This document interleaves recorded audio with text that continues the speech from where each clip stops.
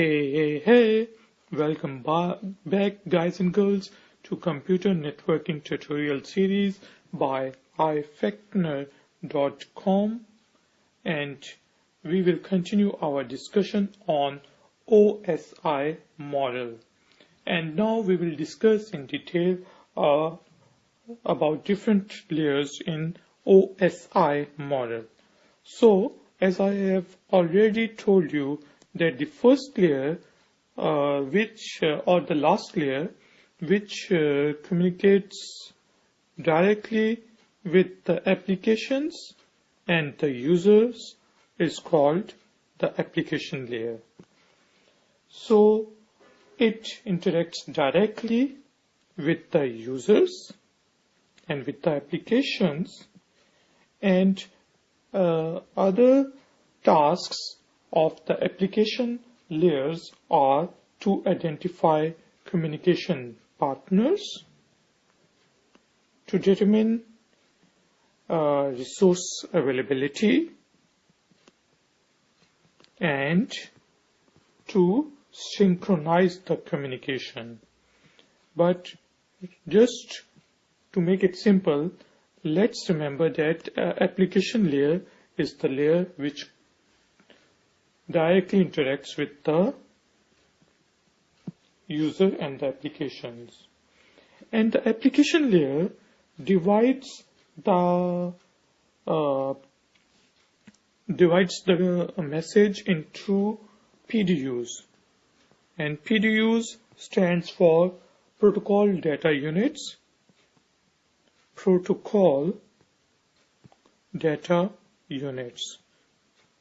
And it hands over those PDUs to the layer under it, and that layer is called presentation layer in the OSI model. And the presentation layer is also called the syntax layer. I will tell you why do we call it a syntax layer or a data formatting layer. It is called the syntax layer or data formatting layer because it transforms data in the form that applications accept. So the presentation layer presents the data to the application layer, and then the application layer gives it to the application, and we can read the messages. If we are receiving a data and if we are sending a data, then the application layers hands over the data to the presentation layer, and the presentation layer converts that data or format that data into a format that computers understand.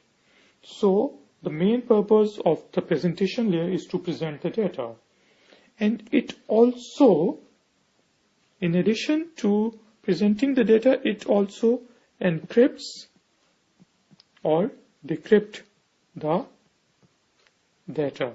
Because the communication on the network has to be secured, so the data has to be secured, it has to be encrypted, and on the receiving end, it has to be decrypted, and it is the responsibility of the presentation layer to do it. Under the presentation layer, we have got session layer. And what are the responsibilities of the session layer in OSI model? The main responsibility of a session layer is to establish a session or to establish a connection between the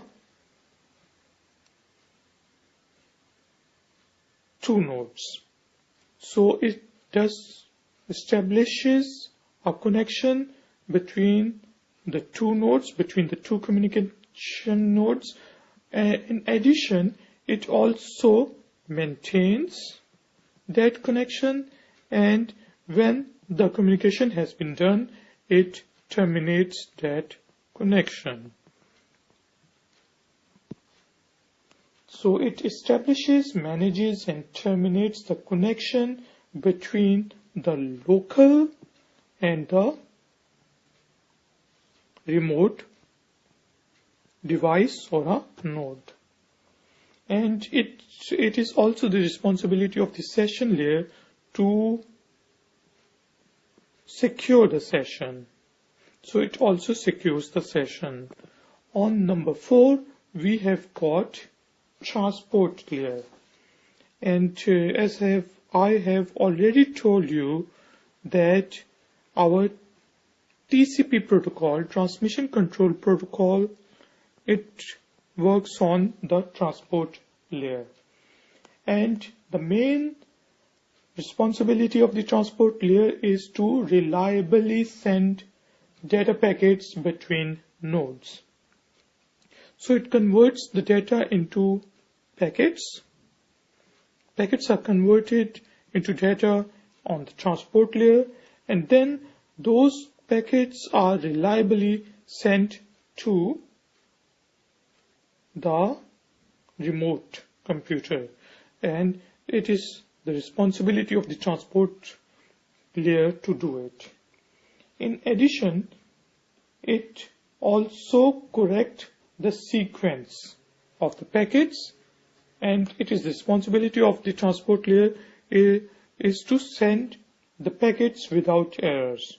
So if the transport layer converts the packets and sequence them as number 1, number 2, number 3 at the source computer, then it is the responsibility of the transport layer on the receiving or the remote computer to sequence those packets in the same order and to check for errors. So we have already discussed that the packets on internet, they go from different routes, and when they are received on the router, then they are sequenced again. So